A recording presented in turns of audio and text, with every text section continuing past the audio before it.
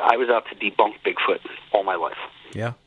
That was my calling, so to speak. That's why I got into the whole Bigfoot thing, because when I was younger, we had an experience, me, my father, mother, and sister, when we were at campgrounds upstate New York. It was a military campground, and one of these creatures looked into the tent.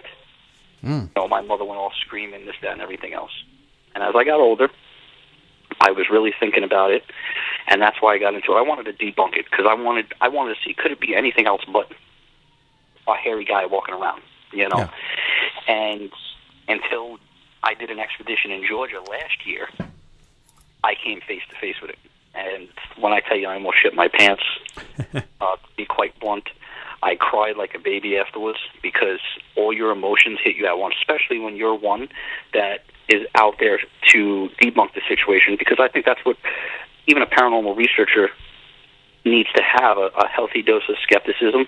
Mm-hmm. Maybe if you try debunking situations, whatever's left and you can't debunk could possibly be evidence.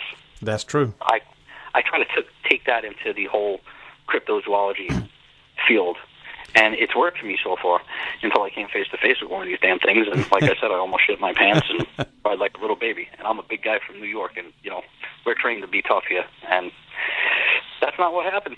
They got me on camera crying like a baby. Wow. So when you say face to face, were you like literally nose to nose, or did you just? We were 47 feet away. Wow, and that's pretty close. We were looking at each other for a good 5 minutes. And we were, I say face to face because, I mean, to me that was pretty close, because all this thing had to do was probably take 5 steps max, maybe 3 little skips, and probably be on top of me, and that would have been the end of it if that's what it wanted to do. Yeah. And what set that forth was when I was coming up one of the trails, the day before, something was following me. I heard it. Right away I thought it was a mountain lion, because we did come across some tracks of a mountain lion. Uh-huh. But then every time I stopped, you heard the movement above the ridge line behind me, and then it would stop. I'd walk, it would walk. I would stop, you heard that few extra steps, and then it stopped. Mm-hmm. And then a rock was tossed over my head. So I looked back, and when I looked back, I saw this. There was no wind, but I saw this one particular area in these bushes, and the bushes were swaying back and forth really violently. Yeah. So I kept on walking, and it was really hot. I ended up taking out my canteen, which I had filled with purple Powerade.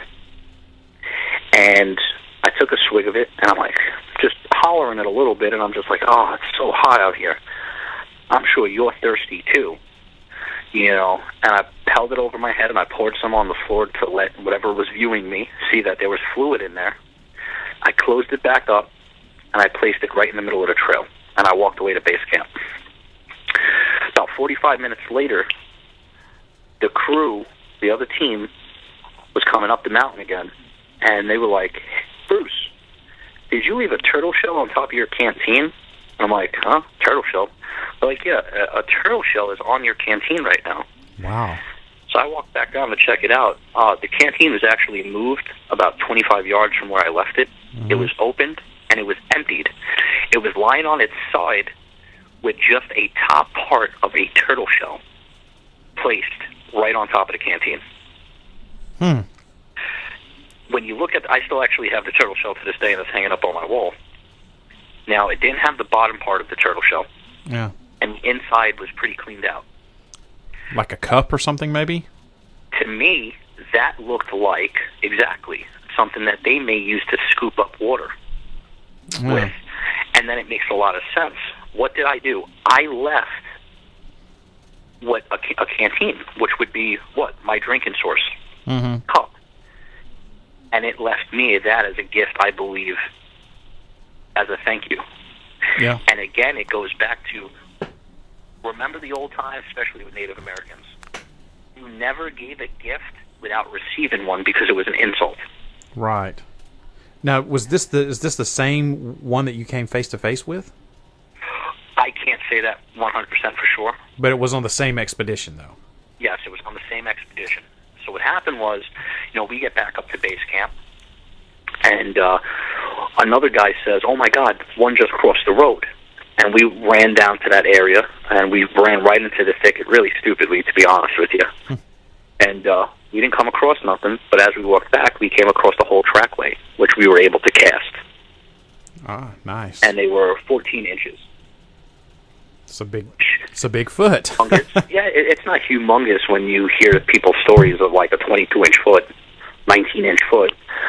So we got that, and then the following day, we woke up, and the guy that was doing the 4 o'clock in the morning watch said, right when the sun was coming up on the mountain, it started to, you know when you get like that bluish dark colorization? Yeah.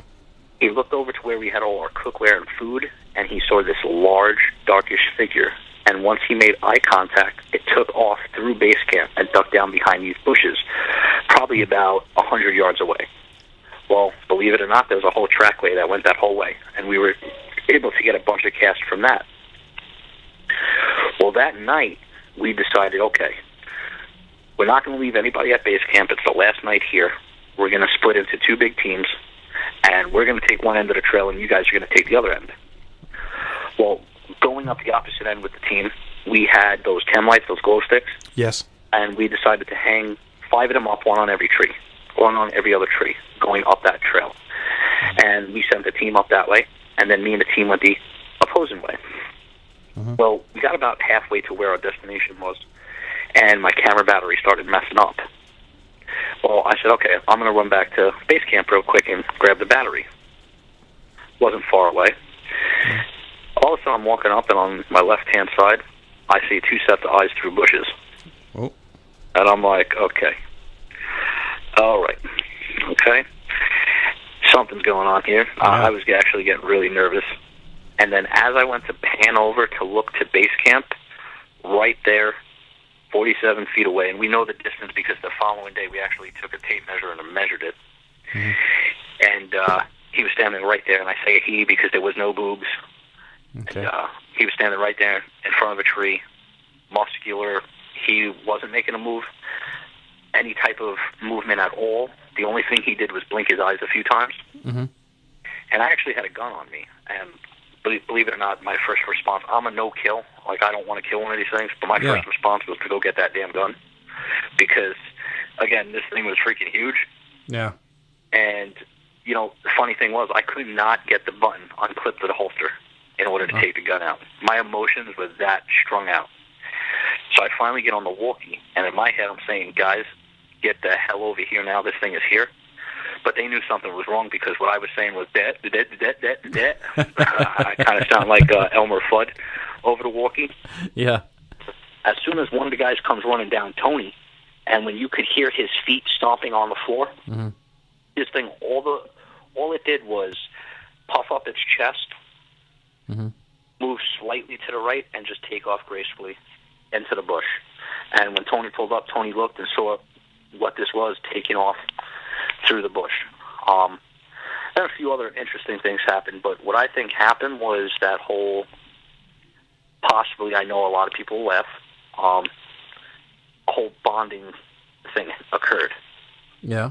Because when you think about it, you kind of have to, when you're living the way that they live, water, food, is what gold is to us. So when you have somebody just saying, here you go, water, I guess that's like somebody's coming to me saying, well, here's a $50,000 gold nugget.